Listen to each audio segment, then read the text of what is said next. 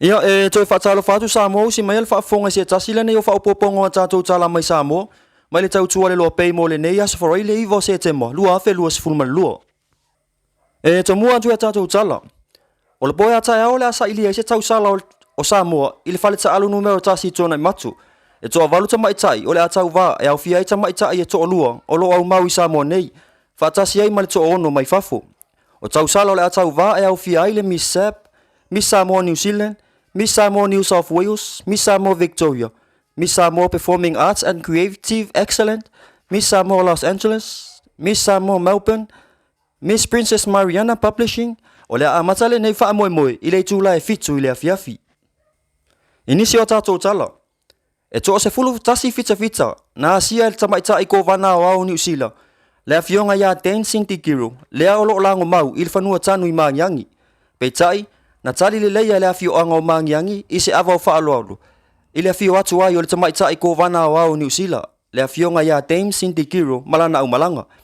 I le whaamoe moe o ko vana e a whea lea whanua tanu i maangiangi. Mo le tau au ina o se pale fungala au. I tuunga mau fita New Zealand o loo lango mau ai. O nei fita o loo la tautunga mau i lea whanua maliu i Samoa. Ma o loo whaalia whaamaumaunga. O le toa iwa o i la tau na mali liu i le taimi o le whaamaitele le tausanga tasi iwa tasi valu. Ai o le toa lua na mali liu i ne manua. Mai ni afianga na mawai i la ua. Ua whaatino nei e le mtanga luenga o leo whale pui ma le ola toe fuata ina se polo kalame. E whaonga ai fiso o ta inga tele vave e peo le api o fōlinga. E ave mamamoli ai se whaalau i loa e ala ini whautuanga e tau fō ai lea whaale tonu. Ua mai tau wina le mtanga luenga le sawa o le siitia o mata upu whaapea i le nei tausanga. E whaatusa i le tausanga na tea nei. O whaamaumaunga le lua afe lua sifulu maltasi. Mai le maasina o Januari e o ia te sema e se furu lima mata upu tau pule le ola. Sa li potia ma whaamawina e leo. Peitai, o le tausanga nei, mai le maasina o Januari e o mai i le maasina na tea nei o Augusto. E se furu lima fo i mata upu whaapea. Ai toi wha maasina mai ale nei tausanga. O le urua i polo kalame ala mtanga luenga na whailo ai. Le mau o le fsosoani i ni whautuanga mo e ua mawhauwhau ina se tūlanga whaapea.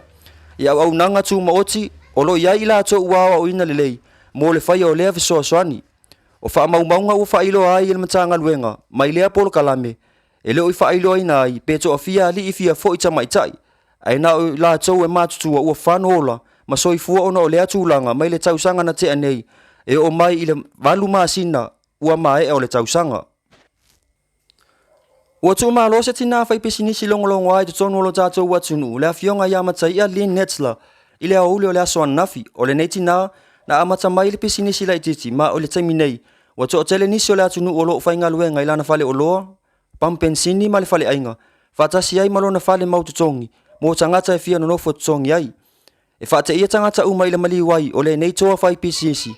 Ma e avea ai fo i le nei taimi. E momoli atu ai wha mai senga. Ale tātou wala leo. I alo ma whanau wha apea a inga i Samoa nei. Ma i la tau wolo tangi mai ala ono alwala au pa ia ale ali i le tina. Ma i le taimi nei, e le i mautu mai se aso o na toi sauninga. Ia e wha iwa tfoia tātou pule tini o le nei aso. Inisi o to tonga o saunoanga mai le afionga le taitai o le tu olo anga ia le malo. Le sunga ia tu ila epa takta sa ilele malia le ngoi. Ono te tonu lea sa o iei Australia. Ma olo o wai le kovana fo i o le malo o New Zealand i le Samoa e nisi o whawhiawhianga o Fatino o sauninga lava ia mo le whamalunga o le tatou wono sfuru to sanga. Ia, mai sa ia alfa na rota inga o te awai. E sauninga ia sa si shelfu e savai. Ia e pete iane o tutu mia le marufia ua le mwhaiai o awai. Ia la na to e niso whaipule sa whai o na awai. E tai pe o le whaklainga e atu o le nevaenga ia sa awai e le sauninga sa fatino i savai. O le tau o le fufuanga nei ale malolo tu le foi. Ona o lo o whaawawa i tonu i ale tulanga o fufuanga mau foi sa fatau to mai ai to sa na fi se lau varua no tu le mai le fanga malo ale chapipi ele manulo ti o le famo mo maulungo le vanga le nei o le mele lei ia pia po mapone ele lei foi mo se vai e fa vai umaya ia tina el dato malo malana te me tama te me nei fa pe foi ma sauninga es al dato malo ele o se me foula le tulanga lea o le meu le don fatino se va nai le single fuo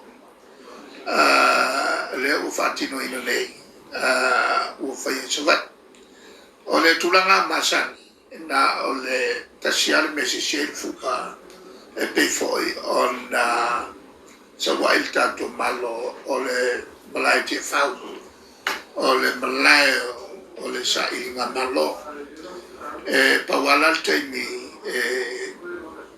ave ese ai po wale amanoa ia malai te fau pe o te mi sa whanga solo ai ia le fausia fo ia le Malta forward parliament le la sa le sie fo ina fu ai il malai ti fau na sisi ai il mafale o le Malta al malo ia e volte mi sa whanga il malai tele al malo e tuona mato ma fal tele lo ia le mo whanga ina nei ele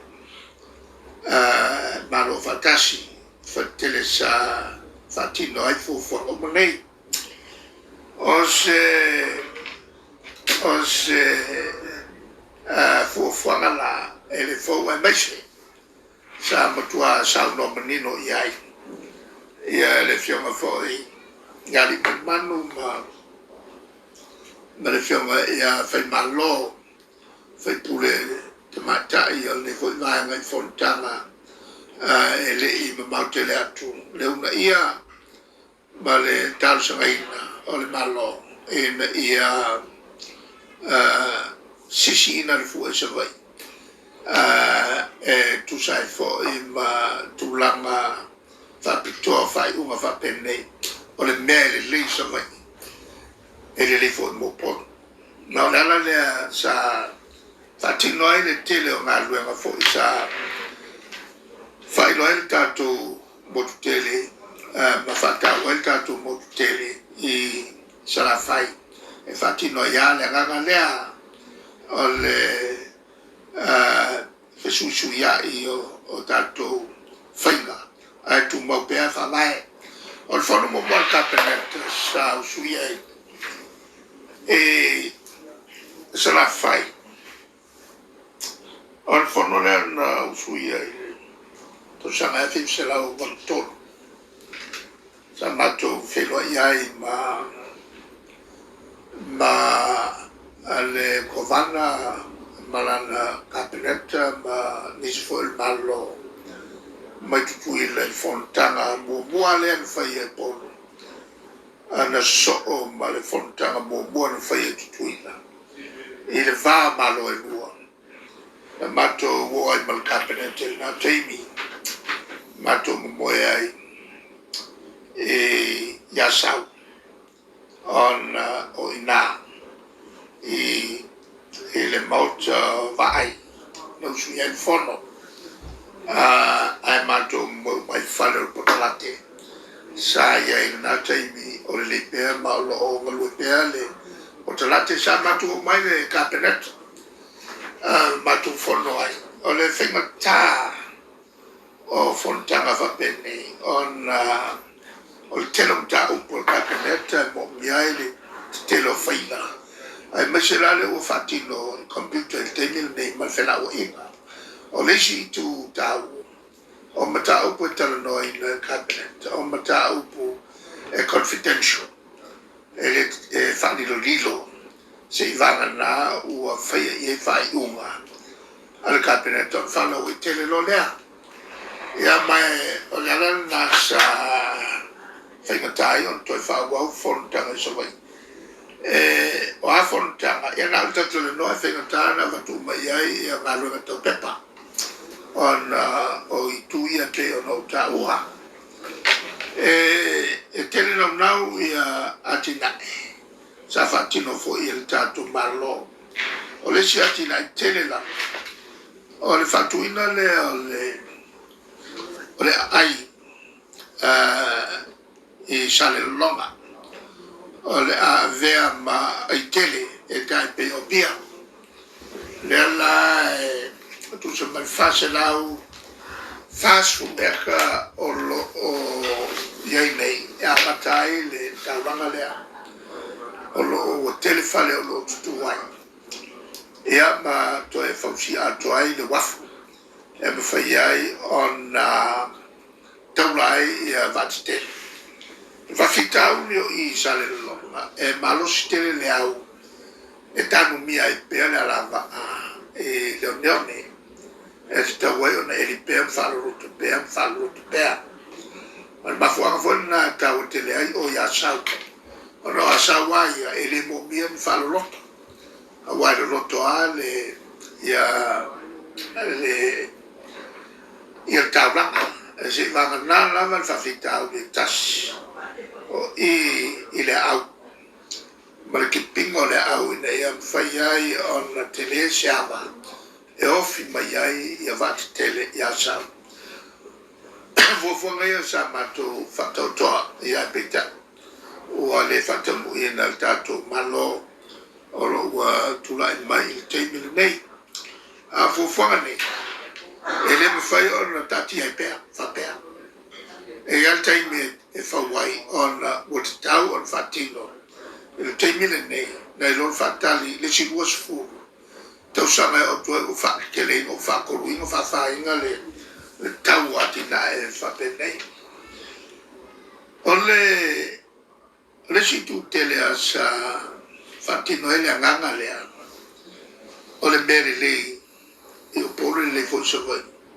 O le whawai tonu na lea na ave talonga le Pasifika e whai. I sa vai. E le ngata I lea na ave fo e ma mose ua teimi. Tau vanga tau sala e whatino I whasale lea. O le tūlanga tā ua I sale longa ma le township tele le u whausi ai. Ua tuatuai ma wano mo a onga ai ka le si e whatuai. E tape o le Don Bosco le Katolikos furueka. E whapena fo I male e whakasa o lo o iai fo I latu poloka tele o lo lisi se tautongo fie mo atina e wa onga e mese le a onga le a tata e sese e awano umai alo e fo ia e kare si e fie whainga latu atina ma taua la o Don Bosco o le a onga le kare si katoliko